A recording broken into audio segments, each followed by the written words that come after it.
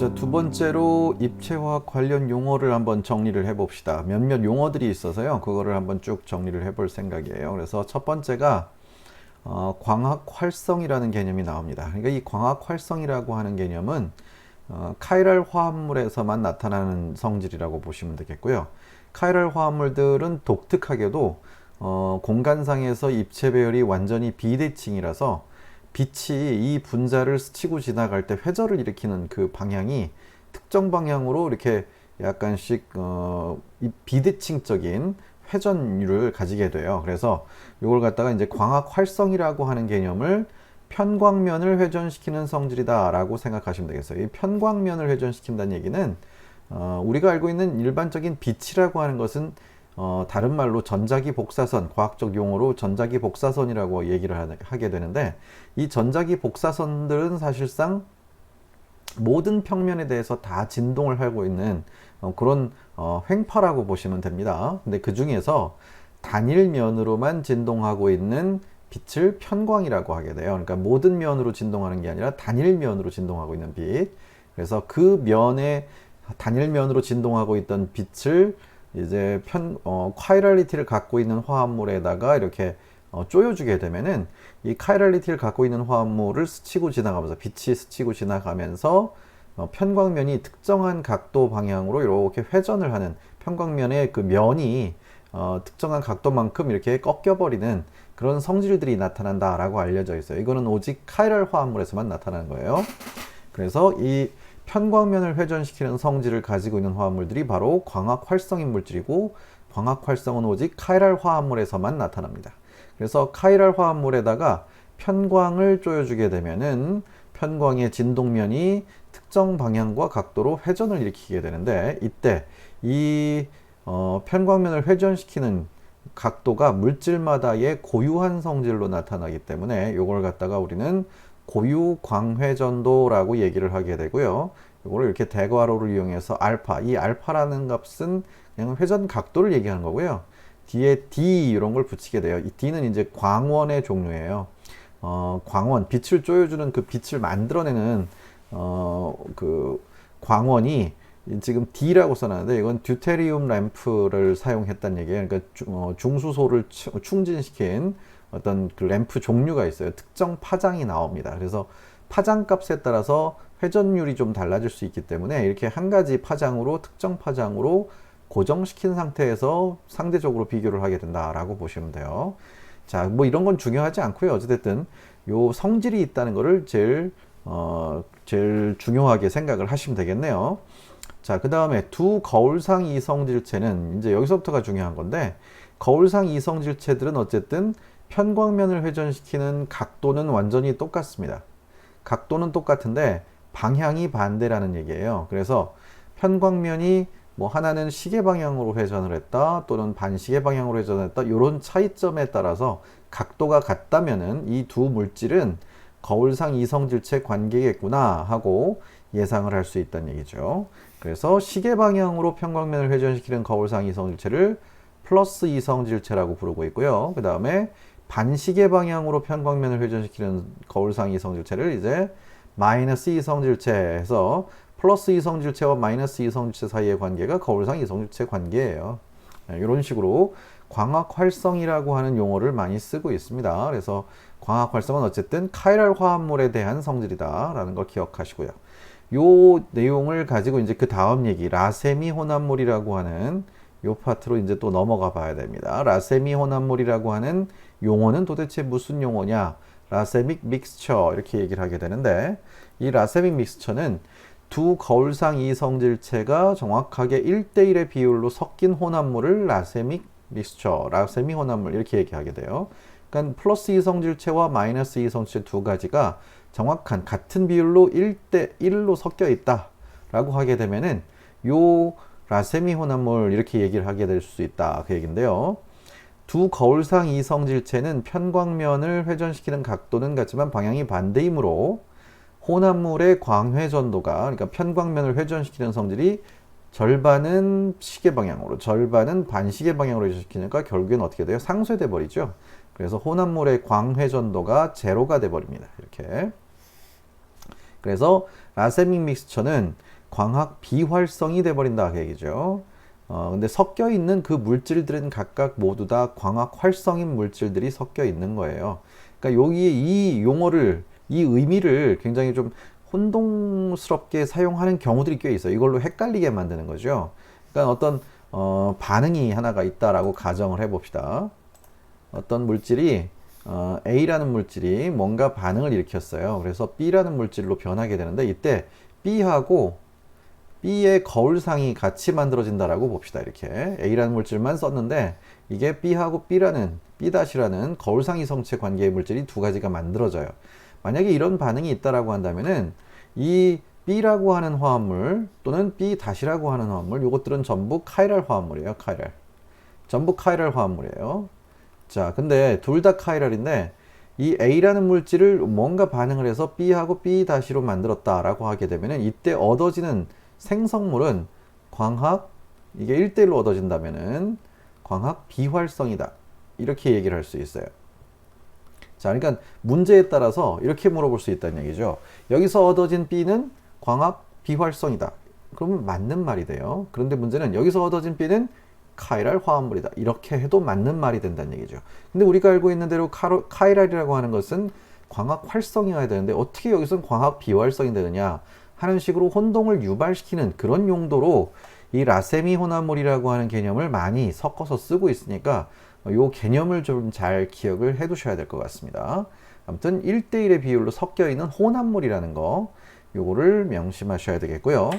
자, 그 다음 용어로는 광학적 순도라는 개념이 나오게 됩니다. 광학적 순도는, 이 광학적 순도라고 하는 것은 순수한 한 가지 거울상 이성질체에 비해서 혼합물이 나타내는 광해 전도 값의 비율을 이제 광학적 순도라고 얘기를 하게 돼요. 그러니까 뭐 순물질이 뭐 100도의 편광면을 회전시키는 성질을 가지고 있었다라고 한다면은 어떤 물질이 이제 그 거울상 이성질체랑 좀 섞였어요.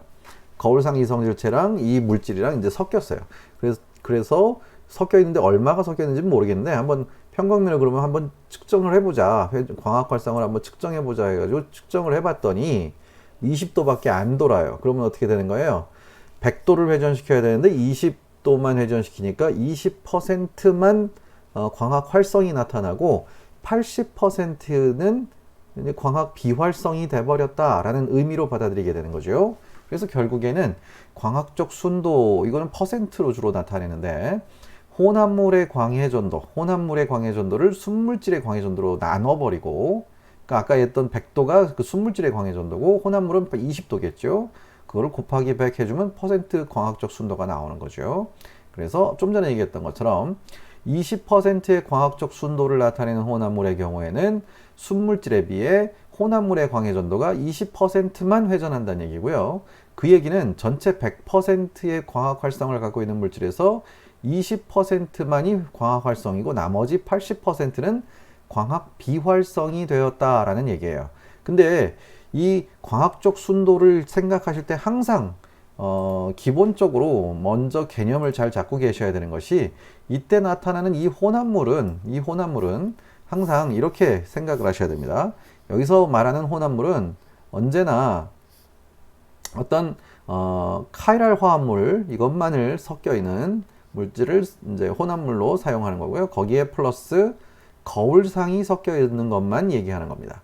다른 물질은 섞여 있지 않아야 돼요. 그러니까 이런 거죠. 광학 활성을 띠고 있는 물질이 그냥 용매에 섞여가지고 20% 농도로 녹아 있어요. 그럼 20%만 회전하겠죠. 근데 그런 상태를 얘기하는 게 아니라 용매고 뭐고 다 떠나서 이 카이랄 화합물 그냥 혼자 독단적으로 있을 때, 독립적으로 있을 때가 뭐 100도다라고 한다면은 이 혼합물은 이 카이랄인 화합물 한 가지에다가 그 거울상이 섞여 있는 상태만을 얘기하는 겁니다. 다른 물질들, 그러니까 이 카이랄 화합물과 거울상 이성체 관계가 아닌 다른 물질들은 전혀 없는 상태로 항상 그렇게 명제를 세워놓고서 이걸 파악을 하셔야지만 이게 정확하게 이해가 된다는 얘기예요. 그래서 80%는 광학 비활성이 됐어요. 이렇게 80%는 광학 비활성이 됐다는 얘기는 결국 이 용액 안에 들어있는 거는 전부 카이랄 화합물만 섞여 있는 거예요. 카이랄 화합물하고 그 거울상도 카이랄이에요. 그런데 어떻게 광학 비활성이 나오느냐? 방금 앞에서 배우셨던 라세미 혼합물을 생각해 보시면 알 수 있어요. 이때 혼합물들은 모두 광학 활성인 물질들이니까 광학 비활성이라고 한다면은 라세미 혼합물 형태여야지만 광학 비활성이 될 수 있다라는 얘기예요. 그러니까 여기서 원래는 100% 그러니까 100도의 회전 각도를 가져야 되는 20도만 회전했다면은 나머지 80도에 해당하는 것은 광학 비활성이 됐으니까 이 광학 비활성 부분이 바로 라세미 혼합물화가 돼버린 비율이다라는 의미예요. 그래서 20%는 초과된 특정 거울상 이성체고요. 80%는 라세미 혼합물 상태가 돼버린 그 혼합물 상태다라고 생각을 하게 되는 거죠. 그래서 혼합물의 조성은 60대 40의 비율로 두 거울상 이성체가 섞여 있는 상태다라는 바로 조성비를 알아낼 수 있다는 얘기예요. 이런 조성비를 알아낼 수 있다는 게 이 광학적 순도의 가장 핵심적인 내용입니다. 그러니까 한 가지 플러스 이성질체가 60% 들어있고 마이너스 이성질체가 40% 들어있다면은 이 두 가지를 하나로 합쳐버리면 전체는 100%겠죠. 근데 이 100 중에서 20%가 플러스 이성질체로 초과되어 있고요. 초과. 그 다음에 40%와 40%는 라세미화되어 있는 거예요. 라세미. 자, 그래서 라세미 혼합물의 경우는 회전도가, 광회전도가 0도고요. 초과된 요거는 20도만큼 회전을 하겠네요. 그래서 20%가 광학적 순도로 나오게 된다. 이렇게 해서 역으로 이 조성비를 찾아낼 때 제일 중요한 핵심적인 개념이 광학적 순도예요. 그래서 요거는 주로 조성비, 우리가 조성의 비율을 알 수 없는 어떤 혼합물리의 거울상 이성질체들의 조성비를 판단할 때 가장 많이 사용하는 개념이 바로 요 광학적 순도라는 개념이다라고 생각을 하시면 되겠습니다. 자, 그 다음에 또 따라 나오는 이 거울상 초과량이라고 하는 개념이 또 있는데요. 요거는 인엔셔머릭 액세스라고 표현을 하게 되고 보통은 이것도 퍼센트 값으로 많이 나타내는데 뒤에다가 꼭 그냥 퍼센트가 아니라 EE라고 하는 인엔셔머릭 액세스의 약자예요. 약자를 뒤에다 붙여줍니다. 그래서 퍼센트 EE 값 이렇게 얘기하게 되는데요. 이 퍼센트 EE 값은 혼합물 내에 들어있는 거울상 이성질체들 사이의 혼합 비율 차이다. 그러니까 여기에서 나타난 것처럼 60%하고 40%가 섞여 있으면요. 그냥 단순하게 60%에서 40%를 빼주시면 이게 차이겠죠. 20% EE가 되는 거예요. 이거는. 이렇게 써주시면 돼요. 그러니까 결국 이 거울상 초과량이라고 하는 개념은 광학적 순도하고 똑같아요. 광학적 순도가 가지는 그 값하고 완전히 똑같다. 이거 퍼센트로 나타냈을 때 그런 의미로 받아들이시면 됩니다. 그래서 요거는 이제 거꾸로 가는 거죠. 퍼센트 E 값이 제시가 됐어요. 그러면 이제 조성비가 나온 거죠. 조성비가 나왔을 때 이제 역으로 그렇다면 몇 도가 회전할까 하는 식으로 각도를 이제 계산해 보고자 할 때, 그러니까 만약에 20% EE 값짜리인 20% EE 값을 가지고 있는 어떤 혼합물이 있는데 이 혼합물의 순물질은 한 가지 거울상 이성체는 만약에 100도의 회전 각도를 나타내야 돼요. 그러면 20% EE짜리는 20도만 회전시키겠죠. 뭐 이런 식으로 이제 요 두 가지가 여기서 나온 광학적 순도하고 여기 거울상 초과량 이 두 가지 개념이 서로 같은 개념인데 하나는 그냥 그 광학적 그 활성 편광면을 회전시키는 각도를 이용해서 조성비를 판단하는 것이고 거울상 초과량은 조성비를 이용해서 각도를 예측하는 거고요.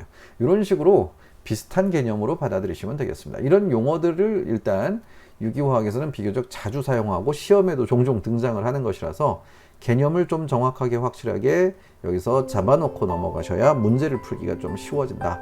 그 얘기죠.